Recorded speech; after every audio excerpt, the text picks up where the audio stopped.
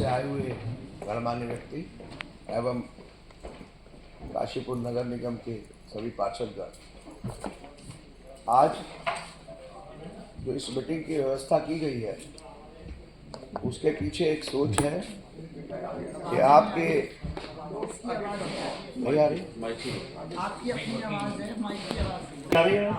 Hello. तो आज इस मीटिंग का आयोजन किया गया है कि आप जानते हैं कि आप सभी लोग भली भांति एक समस्या से परिचित हैं काशीपुर की, जो जल भराव की समस्या है। लेकिन पहले विगत वर्षों में कुछ क्षेत्रों में ही जल भराव होता था, एक दो जगह पर मेन बाजार के अंदर, जिससे हमारे व्यापारी भाइयों का भी बहुत नुकसान होता है समय समय पर। लेकिन अब ये जो समस्या है इसने विकराल रूप लिया और ये शहर के बहुत सारे हिस्सों में होने लगा। इसको देखते हुए माननीय मुख्यमंत्री जी श्री पुष्कर सिंह धामी जी के द्वारा ये जो 4 शहर हैं, जिसमें 2 नगर निगम आते हैं जिले के, रुद्रपुर और काशीपुर, और उसके साथ खटीमा और सितारगंज, इनके लिए एक वृहद योजना तैयार करवाई गई, पूरे शहर का ड्रेनेज प्लान, जिससे कि जब प्रॉपर ड्रेनेज प्लान बनेगा तो पानी की निकासी सभी क्षेत्रों से प्रॉपर रूप से हो। इसके लिए एक कंसल्टेंट कंपनी को हायर किया गया और उसने इन 4 शहरों का सर्वे करके एक ड्रेनेज प्लान को तैयार किया गया। लेकिन साथ ही साथ जो कार्यशैली को जिस तरीके से आप लोगों ने मुझे यहाँ पर भेजा नगर निगम के अंदर, तो मेरी कार्यशैली में मैंने एक चीज़ का इनबिल्ट किया, मतलब उसको समाहित किया कि शहर के लिए जो भी विकास की योजना आएगी उसको एक बार धरातल पर आने से पहले, उसकी डीपीआर बनने से पहले, जैसे ही उसकी ड्राइंग बने तो वो आप लोगों के सम्मुख रखी जाए, जिसमें आप लोगों के सुझाव आ सकें, क्योंकि अपने शहर को आप लोग बेहतर तरीके से जानते हैं। तो क्योंकि एक बार योजना तैयार होने के बाद धरातल पर जब वो आती है तो फिर उसमें बदलाव लाना आप भी समझते हैं कि बड़ी योजनाओं में भी मुश्किल हो जाता है। इस बात को ध्यान में रखते हुए जो सर्वे कंपनी है वो, और आज हमारे जो सिंह साहब बैठे हैं, ई साहब सिंचाई विभाग के अजय जॉन जी, इनके द्वारा मेरा डिस्कशन लगातार चल रहा था। तो आज उस कंपनी को यहाँ पर काशीपुर के ड्रेनेज प्लान के प्रेजेंटेशन, पावर पॉइंट प्रेजेंटेशन बुलाया गया है। और इसीलिए जब ये सुबह बातचीत हुई तो काशीपुर की सम्मानित जनता के लोगों को, संस्थाओं को, उनके प्रतिनिधियों को और हमारे पार्षद गणों को भी यहाँ पर बुलाया कि वो इस पावर पॉइंट प्रेजेंटेशन को देखें। और माननीय मुख्यमंत्री उत्तराखंड सरकार श्री पुष्कर सिंह धामी जी द्वारा जो आपके शहर के लिए योजना तैयार कराई जा रही है उसमें विधिवत रूप से भाग लेकर आप अपने सुझाव दें। इसीलिए आज आप सब लोगों को यहाँ पर बुलाया गया है, इस योजना में आपकी भागीदारी सुनिश्चित की जा सके। ये महापौर साहब दीपक बाली जी और एमएनए साहब और यहाँ की सम्मानित जनता को मेरा नमस्कार। और जैसा कि सर ने बताया है, भी सभी कुछ ब्रीफ में बता दिया है। जल भराव की समस्या एक बहुत बड़ी समस्या है। ये जगह जगह हर शहर में विकराल रूप लेती जा रही है।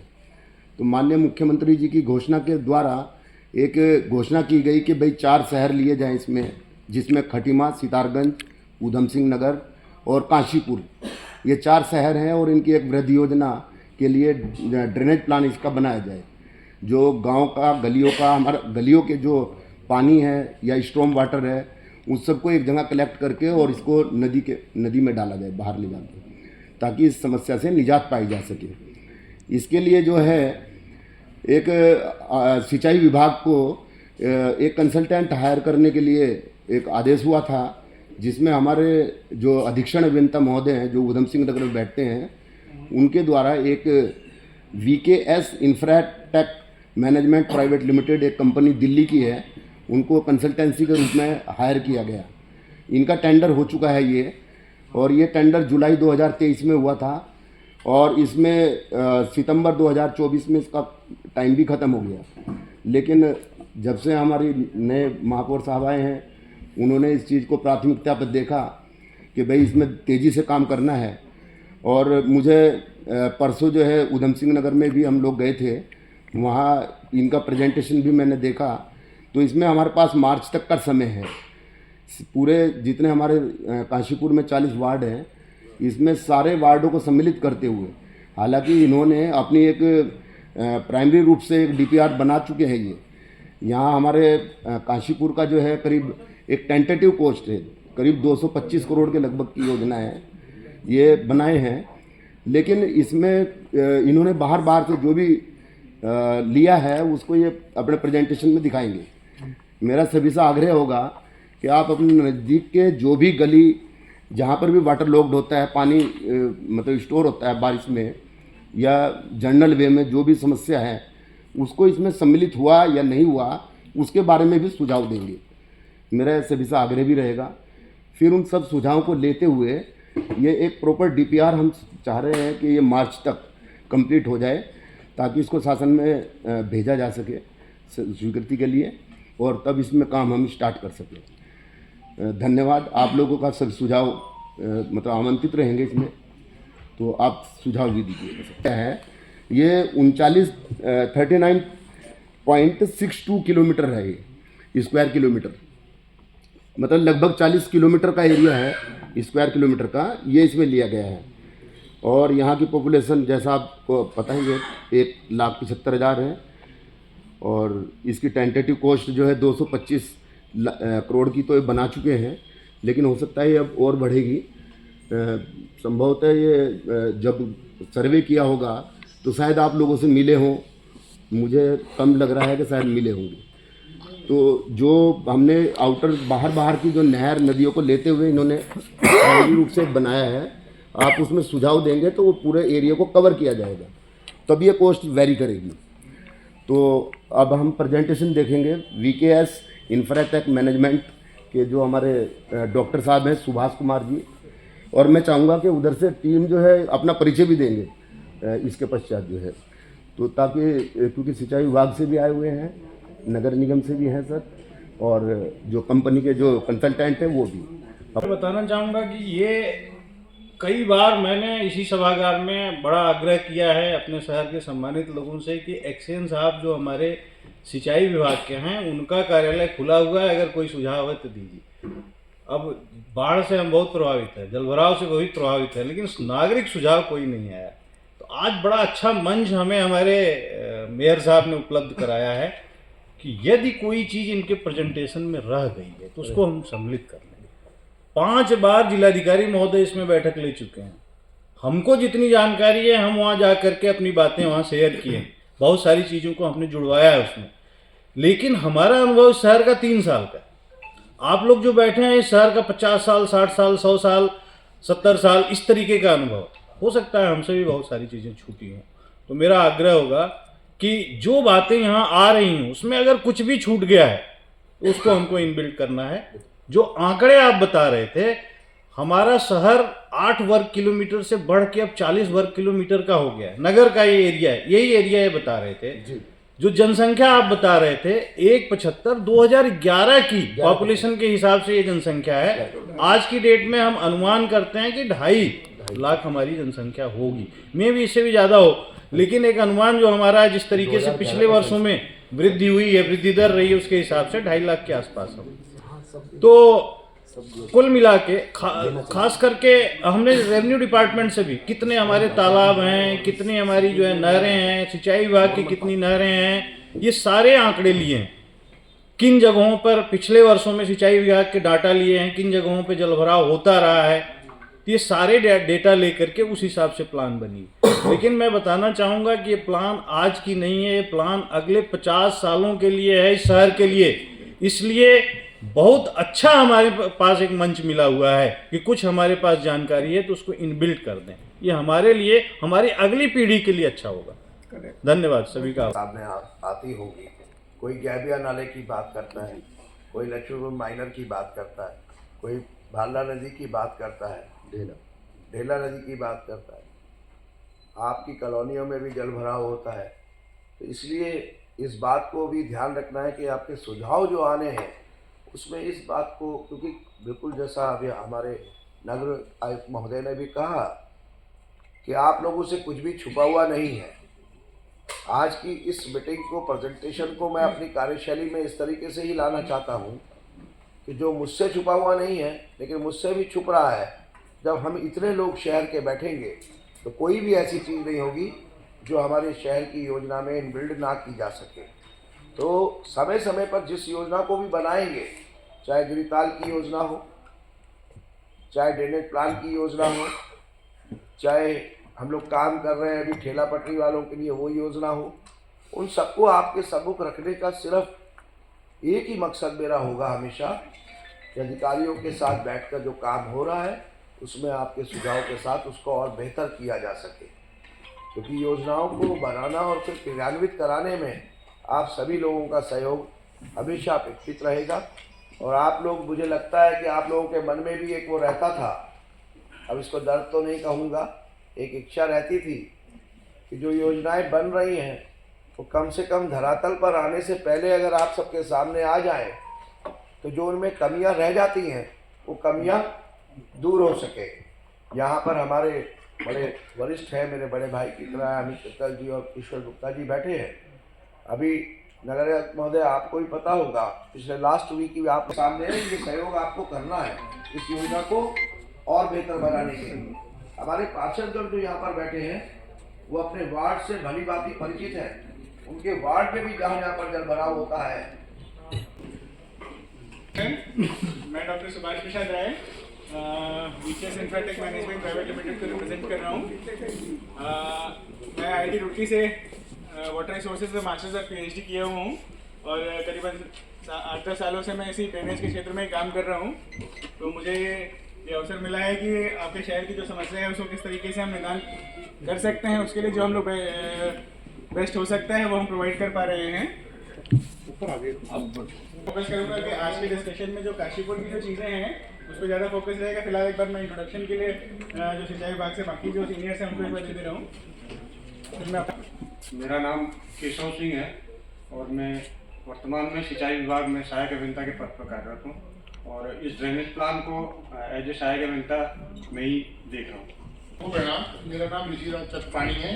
मैं यहाँ सिंचाई कार्यमंडल जो रुद्रपुर है, जो हमारे यहाँ के 3 डिवीजन है, काशीपुर, रुद्रपुर और सितारगंज, वहाँ पर मैं कार्यरत हूँ। ऑफिस में मैं सहायक अभियंता हूँ। नमस्कार, मेरा नाम राजू कुमार, अपर सहायक अभियंता सिंचाई विभाग से। वर्तमान में मैं नगर निगम का भी कार्य देखता हूँ। मेरा नाम अजय चौहान, मैं अपर सहायक अभियंता सिंचाई विभाग Kashi. Creation of GIS based drainage master plan and DPR for Rudrapur, Kashipur, Sitarganj and Khatima. जो टाइटल अगर देखेंगे तो इसमें GIS based drainage master plan का जिक्र किया गया है, जिसमें कि मैपिंग के पार्ट में कि कौन सा नाला कहाँ है, किस प्रकार से कहाँ तक जाता है। GIS एक ऐसा सिस्टम होता है जिसमें कि हम चीज़ों को मैप पे देख सकते हैं। उसके साथ में उसका अगर आम भाषा में समझे तो उसका लैटिट्यूड और लॉन्गिट्यूड होता है, जिससे कि आप अपने फ़ोन में कहीं पर भी कोई जो मैप का सॉफ्टवेयर है, गूगल अर्थ पे, गूगल मैप्स पे, या हम अपने सिस्टम में अगर देखेंगे तो GIS का जो भी सॉफ्टवेयर होता है उस पर अगर हम उस पॉइंट को डालेंगे तो आप देख सकते हैं कि वहाँ पे क्या चीज़ है। तो इस पूरे प्रोजेक्ट का जो जिस्ट है वो GIS के ऊपर ज़्यादा फोकस है कि हम जितनी भी इंफॉर्मेशन को GIS पे डाल सकते हैं इन दी फॉर्म ऑफ लेयर्स, उसको बना करके फिर हम उस पर अपना एनालिसिस कर रहे हैं। जो कार्य हमें प्रोवाइड किया गया था वो चारों शहरों के हिसाब से अगर देखेंगे तो जो काशीपुर का आपका एरिया बनता है, जो काशीपुर म्यूनिसिपल कॉर्पोरेशन के अंदर में आता है, वो 39.62 स्क्वायर किलोमीटर का एरिया है, जिसमें जो 2011 के हिसाब से जो पॉपुलेशन है वो 1,75,000 के आसपास आती है।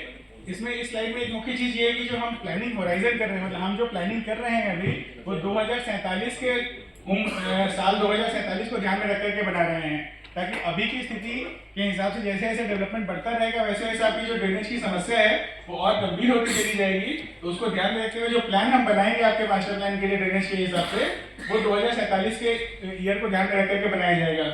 इसमें एक चीज़ और जो इम्पोर्टेंट है वो ये है कि जो हम प्लान बना रहे हैं अभी वो सिर्फ और सिर्फ जो बरसात के मौसम में जो पानी आता है, जो बारिश का पानी आपके इलाकों में इकट्ठा हो जाता है, उसको लेकर के प्लान बनाया जा रहा है। तो कह सकते हैं कि ये ड्रेनेज मतलब स्टॉर्म वाटर का जो ड्रेनेज है, जो बारिश का पानी जो स्टॉर्म वाटर में कहते हैं हम लोग उसको हिंदी में, इंग्लिश में, उसको किस तरीके से हम उसके आउटफ्लो तक पहुंचाएंगे, मतलब किस तरीके से उसके गंतव्य तक पहुंचाएंगे उसके आखिरी पॉइंट पे, ताकि आपके शहर के अंदर का जो पानी है वो शहर के बाहर पहुंच जाएगा। तो उसको हम लोग storm water drainage master plan के फॉर्मेट में देख रहे हैं। ये कुछ मीटिंग्स और प्रेजेंटेशन जो आपके डीएम सर के लेवल पे आपके रुद्रपुर में हुई, उधम सिंह नगर में हुई है, और वहाँ पे जो और डिपार्टमेंट से जो मीटिंग्स हुई उनकी लिस्ट है तैयार किया था, जिसमें कि जो एग्जिस्टिंग सिस्टम अवेलेबल है, मतलब जितने आपके नेचुरल रिवर्स हैं, अगर आप देखेंगे तो ड्रेनेज को हम दो पार्ट में डिवाइड करते हैं।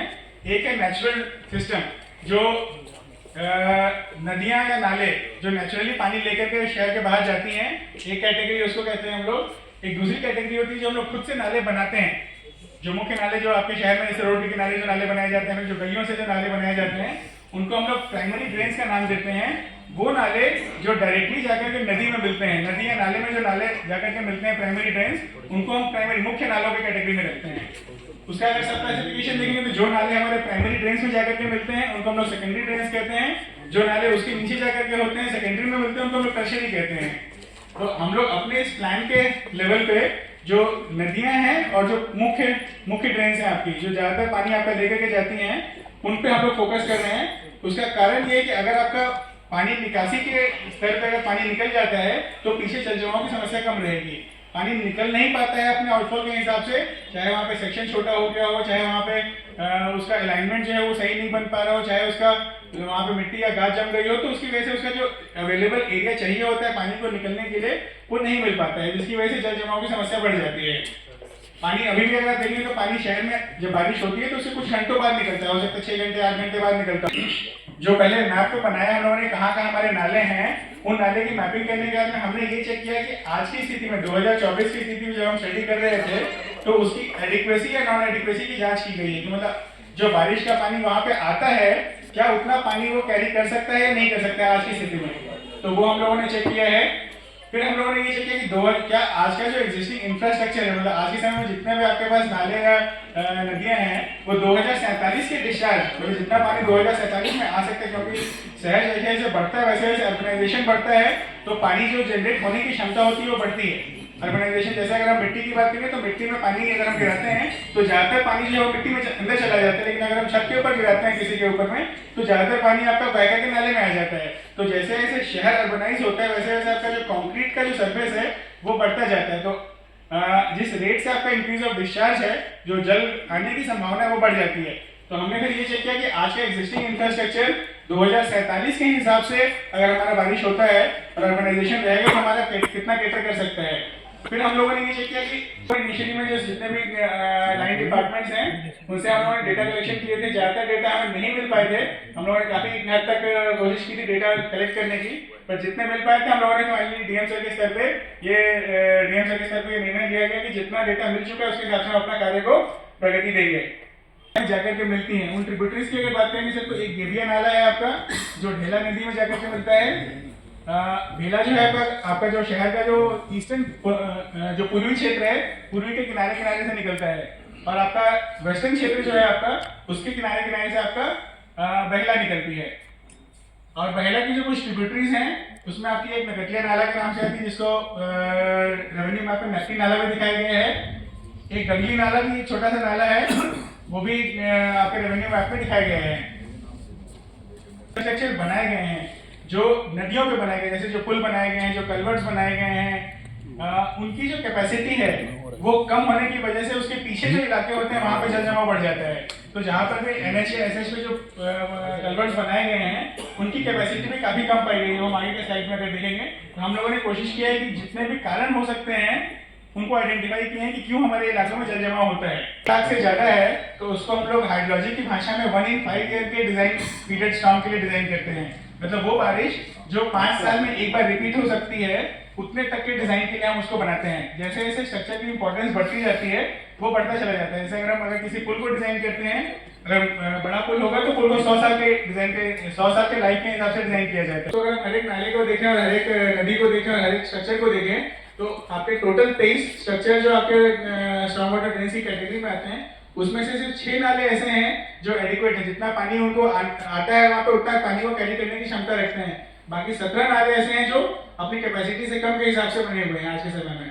इवन आपकी जो दोनों नदियां हैं डेला और बहेला, उनकी भी स्थिति लगभग उसी प्रकार से है कि नदियां जितना पानी कैरी करनी चाहिए उतना भी नहीं कर पा रही हैं आज के समय में। और जितने स्ट्रक्चर्स बने हुए हैं, जितने भी आपके कलवर्ट्स बने हुए हैं, उसमें से 15 में से 3 कलवर्ट को छोड़कर के 12 जो ऐसे कलवर्ट्स हैं जो इनएडिक्वेट है। इसका मतलब ये निकाला जा सकता है कि जहां पर भी स्ट्रक्चर बनेगा हमारा, अगर उसके सेक्शन को छोटा कर देंगे तो उसके पीछे के इलाके में जल जमाव बढ़ेगा, क्योंकि पानी धीरे धीरे निकल पाएगा उस स्ट्रक्चर से। लखनपुर माइनर, लक्ष्मीपुर माइनर, डोना सागर कनाल, तो ये सारे जो मुख्य कनाल है अगर देखेंगे तो पूरा शहर के अंदर से पुराने जमाने में अगर देखा जाएगा तो जो कनाल का नेटवर्क था वो बिछाया गया था सिंचाई के माध्यम से। आज के समय में वो सारे नहरों का जो इस्तेमाल है वो दूसरे पर्पज से किया जा रहा है। तो कहते हैं कि हमने ये माना कि 60% जो आपका एरिया है वो इम्परवियस हो जाएगा, मतलब जो बारिश का पानी, जो कंक्रीट का सरफेस है वो आपका आज 40